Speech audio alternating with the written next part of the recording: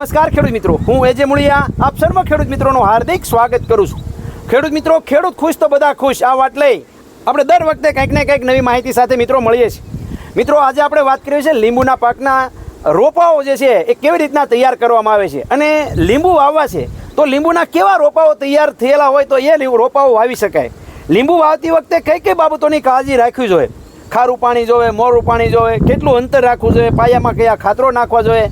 લીંબુ વાવ્યા પછી શરૂઆતથી છેક લીંબુ જે છે 3 વર્ષે તૈયાર થાય ત્યાં સુધીમાં કેવી કેવી કાળજી રાખવી જોઈએ એ મિત્રો આજે આપણે જાણવાનો પ્રયત્ન કરવાના છીએ। ત્યારે સૌપ્રથમ ભાઈનો પરિચય લઈ અને ત્યારબાદ જે છે એ આપણે આ લીંબુના છોડ જે છે એ આપણા સૌરાષ્ટ્રની અંદર કઈ જાતની વેરાયટી સૌથી વધારે લોકપ્રિય છે અને શા માટે એ વાવી જોઈએ સાહેબ પાસેથી જાણીએ। સાહેબ, આપનો પરિચય અને ત્યારબાદ અમારા ખેડૂત મિત્રોને આપ આ નર્સરી વિશેની માહિતી આપો। નમસ્તે, મારું નામ MP ગોહિલ છે। હું વન વિભાગમાં આમ તો જોબ કરું છું। હા, બરાબર છે। 9 વર્ષથી ને મારે 8 વર્ષથી ઘરે મારા ઘરના મમ્મી પપ્પા, મારા ધર્મપત્ની અને મારા ભાઈ દ્વારા નર્સરી ઉછેરનું કામ ચાલુ કર્યું છે। બરાબર છે। એમાં અમે એક જ વેરાયટી બનાવી છે, કાગજી લીંબુ। બરાબર છે। જો સૌરાષ્ટ્રમાં સૌથી વધારે વાવેતર કરવામાં વધારે લીંબુની જાત હોય તો અનુકૂળ છે। હા, બરાબર છે। લીંબુની જાત આમ તો સીડલેસ છે, બાલાજી છે, ઘણી બધી છે, કુમકાટ છે, પણ અહીંયા અનુકૂળ સારામાં સારી જાત કયો તો કાગજી છે। બરાબર છે। કાગજીમાં ફળ સારું રહેશે, 3જા વર્ષથી ફળ ચાલુ થઈ જાય છે। બરાબર। અને 25 થી 30 વર્ષ સુધી ફળ આવે છે। બરાબર। ત્યાં સુધી બગીચો રહેશે।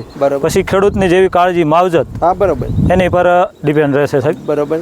અને કાગજી લીંબુ રહ્યું એ તમારે 3જા વર્ષથી ચાલુ થાય, એક છોડ ઉપર 5 થી 7 મણ સુધીનો ઉતારો આપે છે। બરાબર। જેવી તમારી માવજત 3જા વર્ષથી ઉત્પાદન શરૂ થઈ જાય છે। બરાબર છે। કોઈ ખેડૂતની સારી માવજત હોય તો 2જા વર્ષથી પણ ચાલુ થઈ જાય છે। બરાબર છે। હવે ખાસ મારે સાહેબ એ પૂછવું છે કે રોપાઓ પસંદ કરતી વખતે કેવા રોપા પસંદ કરવા જોઈએ? જેમ તમે વાત કરી કે ભાઈ કાગજી લીંબુ પસંદ કરીએ તો આવી રીતનું, તો રોપાની ખાસિયત શું હોય? કેવો રોપો જે છે એ ખેડૂતો વાવે તો એને ફાયદો થાય? ખેડૂતો વાવે તો સાહેબ, આમ તો હું વન વિભાગમાં નોકરી કરું છું એટલે અમારે વન વિભાગમાં એવું કહેવાય છે કે CPT વૃક્ષ હોય એ વૃક્ષના બીજમાંથી જે રોપો બનાવવામાં આવે, હા, બરાબર, તો એ સારી ગુણવત્તાનો રોપો કહેવાય છે। બરાબર છે। એ જ રીતે કાગજી લીંબુમાં આપણે બગીચો તમારે બનાવવો હોય તો 5 વર્ષથી અપનો જે બગીચો હોય અને 15 વર્ષથી નાનો બગીચો હોય, બરાબર, જેને આમ યુવા અવસ્થા કયો તોય ચાલે, બરાબર, અને સારો સીડ લેવા માટેનો બગીચો કયો તોય ચાલે, જેમાં કેન્કર જેવો રોગ ના હોય, બરાબર, સુકારો ન હોય, એમાંથી તમે સારી જાતના છોડમાંથી બી સીડ લીંબુ લાવીને એમાંથી સીડ બનાવ્યો અને એના રોપા બનાવો તો વધારે અનુકૂળ છે અને સારો રોપો રહેશે। કેવો રોપો વાવવો જોઈએ? કેટલી હાઈટનો વાવવો જોઈએ? કેટલા સમયનો વાવવો જોઈએ? કેટલા સમયનો રોપો વાવ્યો હોય તો એ રોપો જે છે એ ઉજેરવામાં સરળતા રહે? ઉજેરવામાં સાહેબ એવું છે કે પોલિથીન બેગ ઘણી જાતની હોય છે, પણ નાના છોડ જોતા હોય તો 5-7ની બેગ આવે છે, બરાબર, 6-8ની બેગ છે, 7-9ની બેગ છે, બરાબર, જેમાં ખેડૂતોને સારામાં સારી મારા વિચાર મુજબ છે 2 ફૂટની આસપાસ રોપો હોય, જેનું ધોરી મૂળ સ્વસ્થ હોય, તૂટ્યું ના હોય, એ તમે બાગાયત કરો તો વાવાઝોડામાં તમને રક્ષણ સારું મળે છે, બરાબર, જેનો ગાંજો જમીનમાં સારો બેસે છે, ધોરી મૂળ જેનું ના તૂટ્યું હોય એમાં, તો એને અનુકૂળતા સારી રહે અને વાવાઝોડામાં પ્લસ વાવેતરમાં ગ્રોથ પણ સારો રહેશે બીજા છોડ કરતાં। કેટલા અંતરે જે છે લીંબુનું વાવેતર કર્યું હોય તો આપણા બગીચાની અંદર અનુકૂળતા રહે? કાગજી લીંબુમાં સાહેબ અનુકૂળતા 22 થી 25 ફૂટ અંતર રાખવાનું જરૂરી છે। કેવું પાણી જે છે એ લીંબુના બગીચાને અનુકૂળ હોય તો બગીચો કરી શકાય? પાણીમાં તો સાહેબ તમારે સામાન્ય ચા બને ને એટલું પાણી મીઠું હોય એટલે ચાલે। બરાબર છે। ખાસ મારે એ પણ પૂછવું છે કે આ લીંબુ જે છે જ્યારે આપ આવી વેરાયટીઓ તૈયાર કરો છો તો આ લીંબુના જે છે એ એના રોપાની કિંમત કેવી રીતની હોય છે?